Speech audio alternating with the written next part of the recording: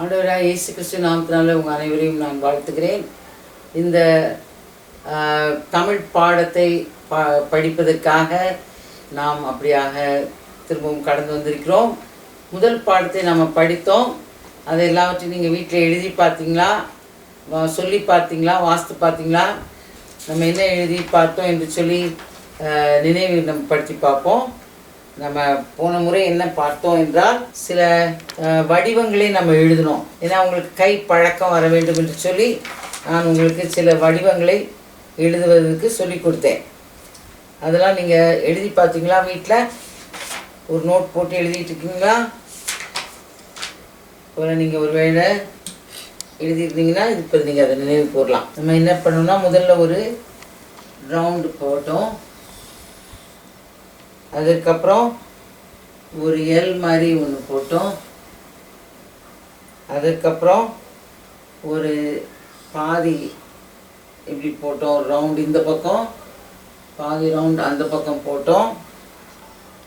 அதுக்கப்புறம் ஒரு முக்கோணம் அப்படியாக மேலே போட்டோம், ஒரு முக்கோணம் அப்படியாக கீழே போட்டோம், கீழே பார்க்குற மாதிரி. இந்த 3 காரியத்தையும் நம்ம போன தடவை நம்ம எழுதி பார்த்தோம். அதுக்கப்புறம் நம்ம அந்த லெசனுக்கு கடந்து போனோம், பாடத்துக்கு போனோம். முதல் பாடத்தில் உங்களுக்கு நான் சில வார்த்தைகளை நான் உங்களுக்கு சொல்லி கொடுத்தேன். அந்த வார்த்தை என்னன்னு பார்த்தீங்கன்னா, அணில், காது. அதுக்கு முன்னால் இன்னும் 2 வார்த்தை உங்களுக்கு சொல்லி கொடுத்தேன். க சு. இது 2 நான் உங்களுக்கு சொல்லி கொடுத்தேன். க அப்புறம் சு, க சு, இது 2 உங்களுக்கு சொல்லி கொடுத்தேன். அதற்கு பின்பாக நான் இந்த வார்த்தைகளுக்குள்ளே கடந்து சென்றேன். வார்த்தைகள் நான் உங்களுக்கு சொல்லிக் கொடுக்கும் பொழுது உங்களுக்கு அணில், காது சொல்லுங்க. இது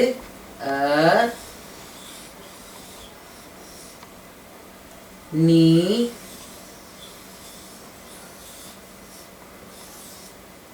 எல், அணில். திரும்ப நல்லா உங்களுக்கு நான் அதை எழுதுறேன் அழகா.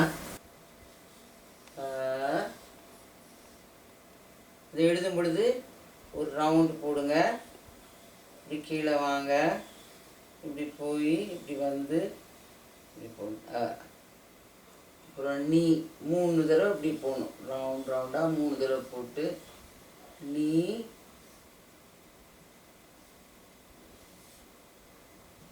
இல், அணில்,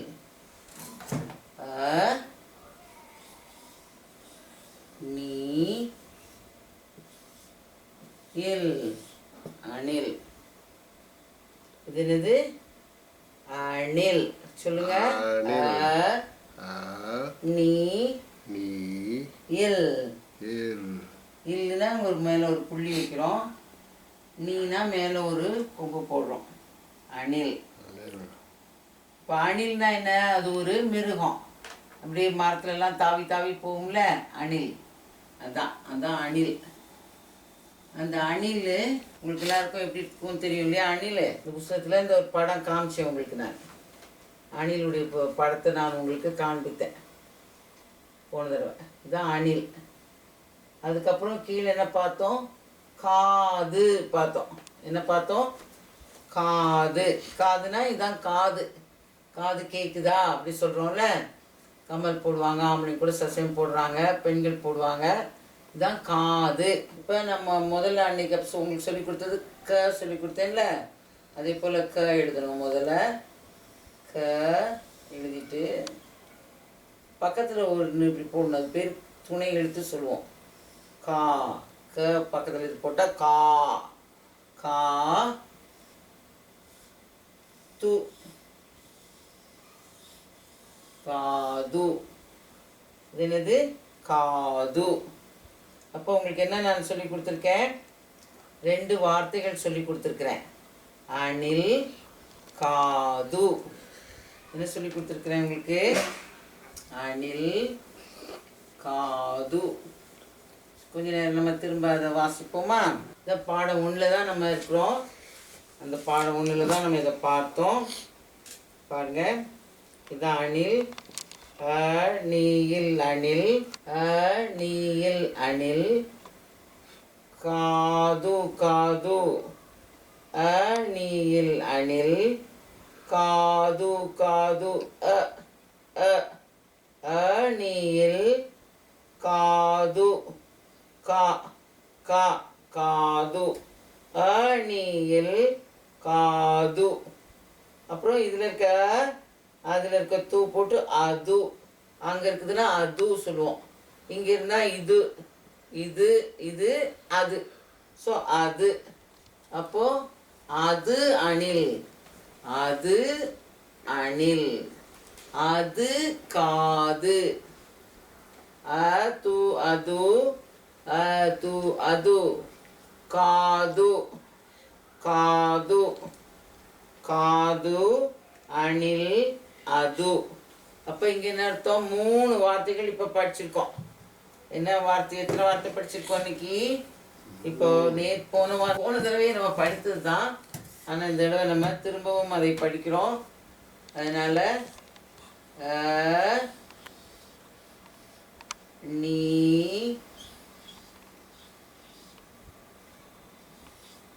இல் அணில்.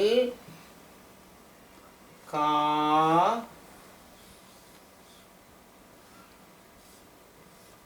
து காது. அதுக்கப்புறம் என்னது? து அது. என்ன படம்? நீல் அணில். காது காது. அது அது. அது அணில். அது காது. அது அணில் அது காது. அந்த மாதிரி சொல்கிறோம். சரியா? இந்த 3 வார்த்தைகளை நம்ம இன்னைக்கு படிச்சிருக்கோம். அதில் எத்தனை வார்த்தைகள் இருக்கிறது? இருக்குது, நீ இருக்குது, இல் இருக்குது, கா தூ இருக்குது. அவ்வளோதான். ஆனால் திருப்பி இந்த இதுவும் சேர்த்து அதுவும் எழுதிட்டோம். ஸோ இப்போ நம்ம வேறு அடுத்த லெசனுக்கு போகலாமா? இன்னைக்கு அடுத்த பாடத்தை நம்ம பார்க்க போகிறோம். இது ஆக்சுவலாக போன தடவை நம்ம பண்ணதை நம்ம திருப்பி பார்க்குறோம். நீங்கள் ஒரு நோட்டில் இதெல்லாம் நீங்கள் எழுதி பார்த்து படிச்சிங்கன்னா தான் அது உங்களுக்கு நல்ல நினைப்பு இருக்கும். நீங்கள் இதை என்ன பண்ணணும்? ஒரு நோட்டு வாங்கி அதில் நீங்கள் எழுதி பார்க்கணும். பார்த்தீங்கன்னா உங்களுக்கு ஈஸியாக அப்போ கையில் எழுதுறதுக்கு பழக்கம் வரும். இப்போ நம்ம அடுத்த பாடம் படிக்க போகிறோம். பாடம் 2. இதில் நம்ம என்ன பண்ண போகிறோம்?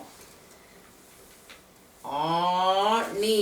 ஆணி என்ன பார்க்க போகிறோம்? ஆணி. ஆணி. ஆணினா நம்ம சோகத்தில் ஆணி அடிக்கிறாங்க படம் மாட்டுறதுக்கு. இல்லைன்னா ஏதாவது பண்ணால் ஒரு ஆணி அடிப்பாங்க. இப்போ ஆணி. அது அது அது அது.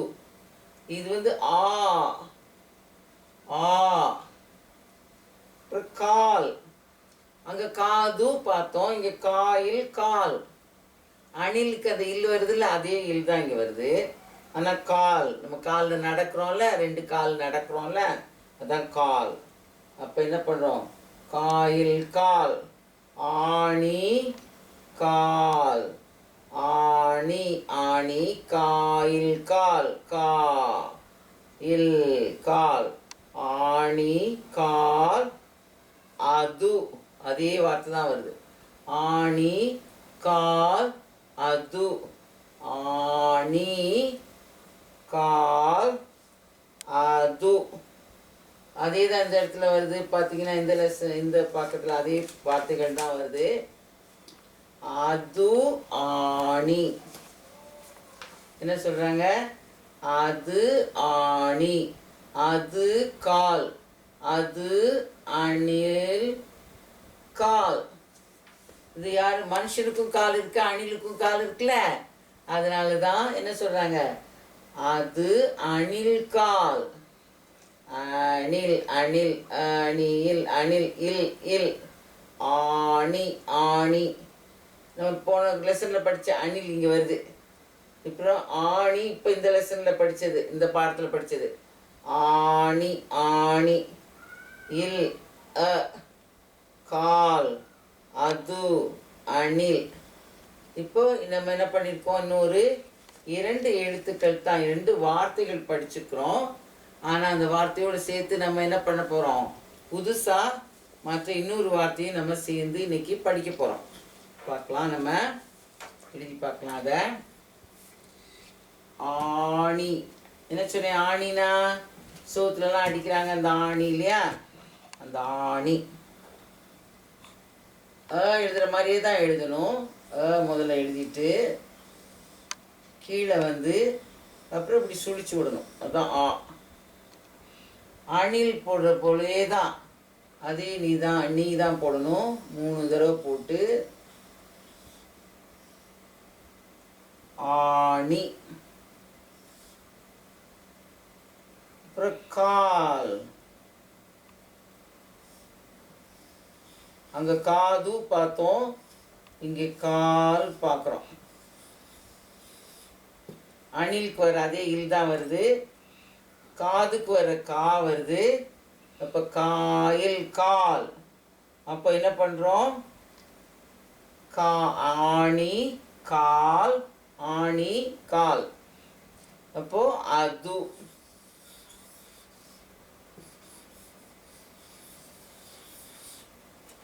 இப்போ எத்தனை வார்த்தை படிச்சிருக்கோம், இப்போ இங்கே இந்த 2 தான் புதுசு, இது போன தடவை படித்தது தான். ஸோ இப்போ அது அணில் கால் அப்படி சொல்லலாம். அது அணில் கால் சொல்லலாம், அது ஆணி சொல்லலாம், அது கால் சொல்லலாம், அது காது சொல்லலாம். இப்படினாலும் நம்ம என்ன பண்ணலாம், எழுதலாம். ஸோ நம்ம படித்த எல்லா வார்த்தைகளையும் நம்ம எழுதி பார்க்கலாமா ஒரு தடவை. என்ன வார்த்தை முதல்ல என்ன படித்தோம், அணில். நீ இல் அணில். அப்புறம் என்ன படித்தோம்,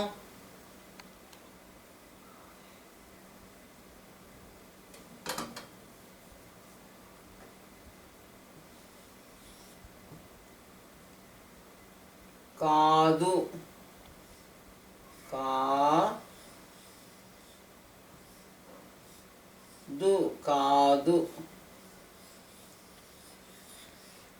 அப்புறம் என்ன படித்தோம், அது. இன்னைக்கு புதுசாக என்ன வார்த்தை படிச்சிருக்கோம், அது அணில், இது ஆணி. போட்டு கீழே சுழிச்ச ஆ, நீ போடும்போது அதே போல தான் ஆணி. அணில் ஆணி. அப்போ காது பார்த்தோம். இன்னைக்கு புதுசாக ஒரு வார்த்தை என்ன பார்த்துருக்கோம், கால். கா இல் கால். ஸோ பார்த்தீங்கன்னா இந்த இடத்துல என்ன பண்ணுறோம், இந்த வார்த்தையை ஆணி கால்.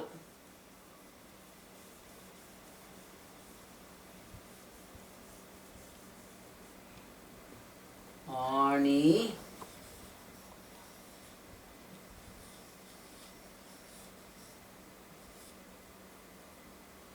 காது, இங்கே கால்.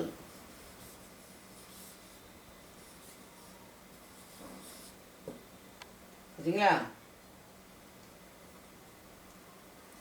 இப்போ அணில் ஆணி, காது கால், அது. அது அணில் சொல்லலாம், அது ஆணி சொல்லலாம், அது காது சொல்லலாம், அது கால் சொல்லலாம்.